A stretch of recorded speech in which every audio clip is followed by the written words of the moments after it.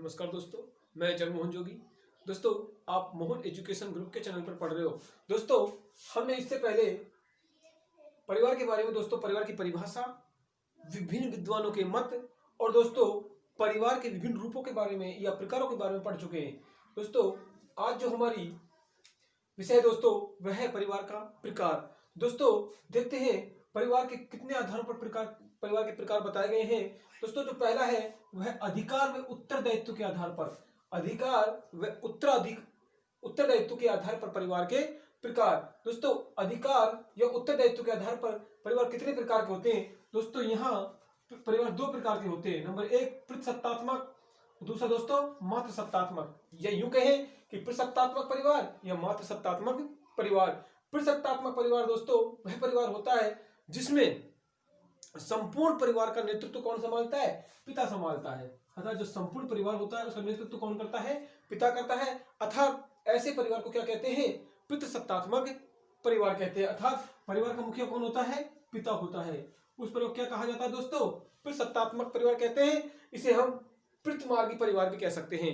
अर्थात पिता के मार्ग पर चलने वाला परिवार, अर्थात पिता के अनुसार कार्य करने वाला परिवार क्या कहलाता है? पितृमार्गी परिवार कहलाता है। दूसरी बात करें दोस्तों हम मातृ सत्तात्मक परिवार, अर्थात जिस परिवार में सत्ता किसके हाथ में होती है? माता के हाथ में होती है। अर्थात परिवार का संचालन कौन करती है? माता करती है। उसे हम क्या कह सकते हैं? मातृ सत्तात्मक परिवार कह सकते हैं। अर्थात इसे हम मातृमार्गी परिवार भी कह सकते हैं। दोस्तों, यह परिवार हमें कहाँ देखने को मिलता है? दोस्तों, यह परिवार हमें मालाबार के नायर, खासी, गारो जनजाति में देखने को मिलता है। ऐसा परिवार कहाँ मिलते हैं? मालाबार के नायर, खासी और गारो जनजाति में देखने को मिलते हैं। अब बात कर ले हम निवास स्थान के आधार पर परिवार, अर्थात निवास स्थान के आधार पर परिवार को कितने भागों में बांटा गया है? निवास स्थान के आधार पर पहला जो है दोस्तों वह है प्रतिस्थानीय परिवार, दूसरा नवस्थानीय परिवार, तीसरा दोस्तों पहला प्रतिस्थानीय परिवार, दूसरा दोस्तों मातृस्थानीय परिवार, तीसरा नवस्थानीय परिवार, चौथा दोस्तों मातृ प्रतिस्थानीय परिवार, पांचवा मामा मातुल परिवार और चौथा दोस्तों उभय या द्विस्थानीय परिवार। अब बात कर ले प्रतिस्थानीय परिवार की, अर्थात दोस्तों ऐसा परिवार जो कहाँ रहता है? पिता के घर में रहता है। अर्थात यूं कहें कि पति और पत्नी कहाँ रहते हैं? अपने पति के घर में रहते हैं। उस पर क्या कहते हैं दोस्तों? प्रतिस्थानीय परिवार कहते हैं, पिता के घर में रहना। दूसरा दोस्तों मातृस्थानीय परिवार, इसमें दोस्तों वह परिवार जो पति और पत्नी कहाँ रहते हैं?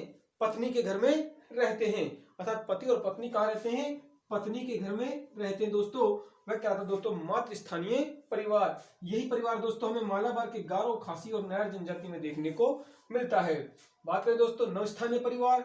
नवस्थानीय परिवार दोस्तों वह परिवार जिसमें पति और पत्नी अपना एक नया घर बनाकर रहते हैं, उसे दोस्तों कहते हैं नवस्थानीय परिवार। दूसरा दोस्तों मातृ प्रतिस्थानीय परिवार, अर्थात दोस्तों यहाँ पर पति और पत्नी स्वतंत्र होते हैं, चाहे वो पत्नी के पिता के घर में रहें और चाहे पति के पिता के घर में रहें। तो दोस्तों इसे कहते हैं मातृ प्रतिस्थानीय परिवार, अर्थात किसी के घर में रहने के लिए क्या रहते हैं? ये स्वतंत्र रहते हैं। दूसरा दोस्तों अगला मामा मातुल परिवार, अर्थात मामा मातुल परिवार में दोस्तों पति और पत्नी